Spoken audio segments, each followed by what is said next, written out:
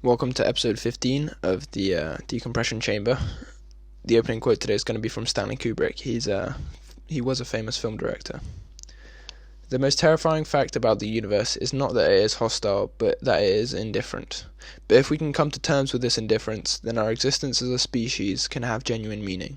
However vast the darkness, we must supply our own light. Roll the intro.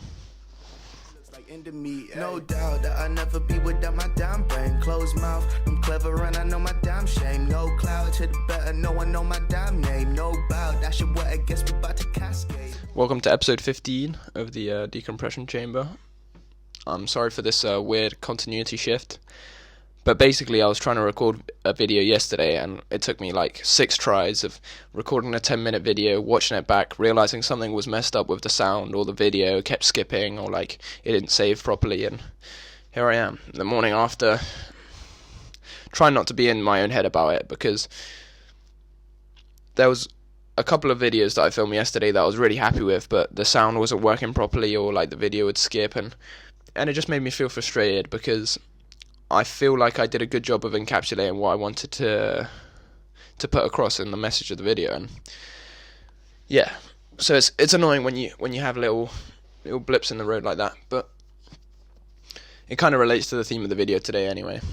So the message that I wanted to kind of start with is really a question, which is the question of, do your thoughts control your feelings, or do your feelings control your thoughts? I'm gonna let that sit for a sec because it's not an easy just yes or no answer. It's not a done deal, open and close case. It's more like a filter through which I look at my previous actions. Like I think about times where I may have acted on impulse, and I think, was I impulsive because of a certain way of thinking I had, or did I think this was acceptable so I didn't, process a certain emotion, I just acted before thinking, or sometimes it's the flip side. Sometimes it's I acted based on this thought, and is this thought like a formation of my conscious thinking, or is it just like a byproduct of a certain feeling I have about myself or other people or the world, So yeah, it's just been something I think a lot about at the moment, because I'm in between these four walls in my room a lot of the time, like procrastinating schoolwork, wasting time watching films and TV. I've been watching a lot of Full Metal Alchemist recently. I'm going through the first season, Brotherhood, for anyone who cares, but I'm really liking it. I just wanted a pit stop there on that point for some reason, but yeah. So I've been thinking about my feelings and my thoughts, and when I was having a conversation recently with a friend, they kind of brought to my attention that the importance that even though everything you experience is through your thoughts and through your feelings, those thoughts and feelings aren't a total and accurate representation of you, as a person. You are not your thoughts and you are not your feelings. And I guess a decent comparison of this would be like, when you're on a high up place and like your brain just tells you something weird. Like for me, I always think when I'm on a bridge, like if I launch my phone off this bridge, how long would it be until you hear the plonk of the phone splashing in the water? And I've been told by other people they get like these strange, like in the back of the mind, impulses to just jump, even though they're not gonna do it. It's just like a weird thing their brain tells them, And that's kind of on the more irrational end of the spectrum, but yeah, you kind of get what I mean, hopefully. But yeah, it was brought to my attention, that sometimes I need to do a better job of letting go.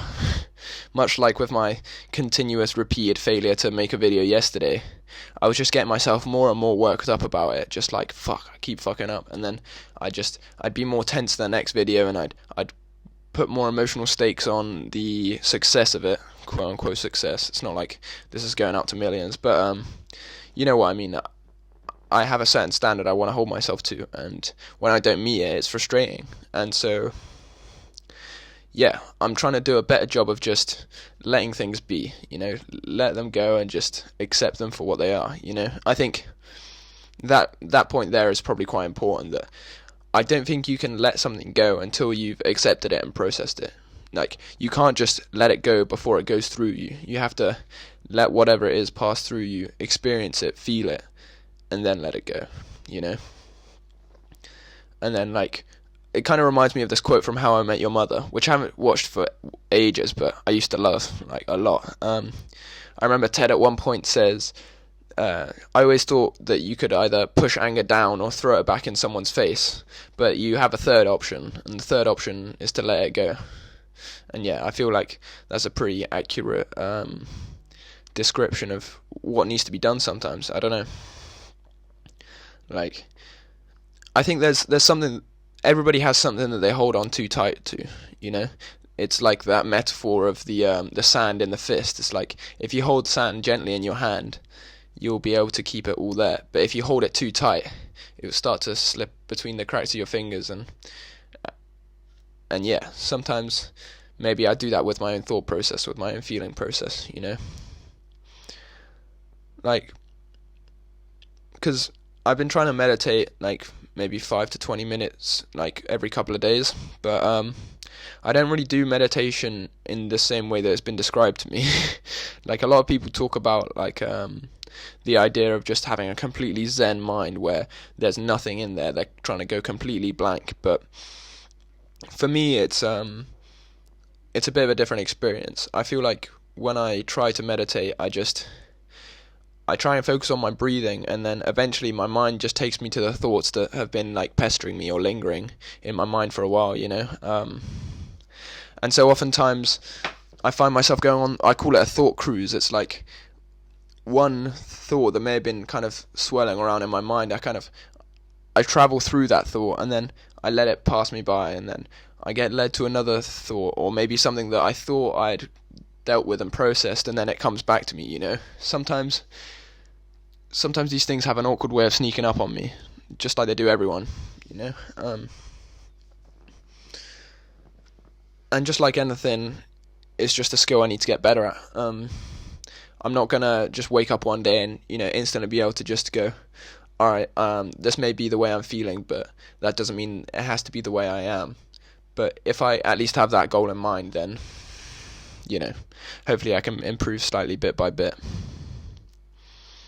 You know, I'm someone, I feel like I tend towards anxiety more than much else when I'm in a negative state of mind, and I find it useful to kind of carry out my thinking through those anxious thoughts, you know. So if I'm anxious about X, I'll think, alright, so if this happens, then the next thing that would happen would be that, and then I try and walk it to its logical conclusion. And normally I realize that my anxiety on the situation is worse than the kind of the gravity of the situation itself. It's always, the fear of the thing is worse than the thing every time. That's what I feel like. But it's not always that apparent. Like, it's only when you get a peek behind the curtain do I notice that, yeah, sometimes you just let stuff play out and it might work out, you know, if you're lucky enough. It's not something I learned by myself. It's something I picked up from my dad, because I feel like my mum tends towards anxiety in certain situations. Like, sometimes if we're traveling as a family, my mum might be worried that we've forgotten something, or there's something extra that we need to bring, you know. And if my mum gets into this worried state of mind, my dad doesn't, like, shut down her feelings. He doesn't, like, dismiss her or, like, try and distract her. He will just rationally, calmly just walk her through a line of thinking until it reaches its endpoint. And then, you know, that's when you can look at the situation and go, are these consequences worth worrying about, or are we just going to have to hope that it doesn't happen and kind of continue living life? And yeah, I mean, that's something I admire greatly about both my parents, is that they're good at spotting each other's inadequacies or whatever, and they don't just rag them for it. They try and help them, you know.